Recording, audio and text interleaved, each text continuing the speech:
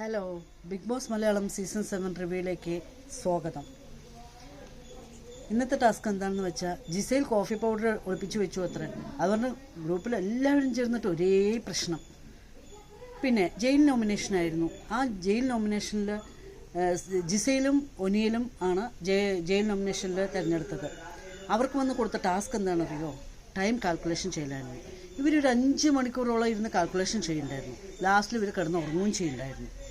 Next ക്യാപ്റ്റനെ തിരഞ്ഞെടുക്കാനുള്ള task ആയിരുന്നു പിന്നീടുണ്ടായിരുന്നത്. അതിൽ സെലക്ട് ചെയ്ത് ബിനി, ചൈത്യ, ശരത്തായിരുന്നു. ഈ 3 പേരെയാണ് സെലക്ഷൻ ചെയ്തത്. പിന്നെ ഒനിയലും റെനയ്ക്കുള്ള വഴക്കില്ലേ, കഴിഞ്ഞിട്ടേ ഇല്ല.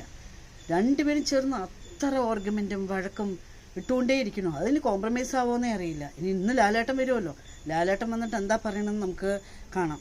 ഇതിനെല്ലാം ഒരു കോംപ്രമൈസ് ഈ 1 വീക്കിനുള്ളിൽ കിട്ടണമല്ലോ. അപ്പോൾ എല്ലാവരും മറക്കാതെ ജയാസ് ലൈഫ് സ്റ്റൈൽ ചാനൽ കാണുക, ലൈക്ക് ചെയ്യുക, സപ്പോർട്ട് ചെയ്യുക. ബൈ, വീണ്ടും നാളെ കാണാം.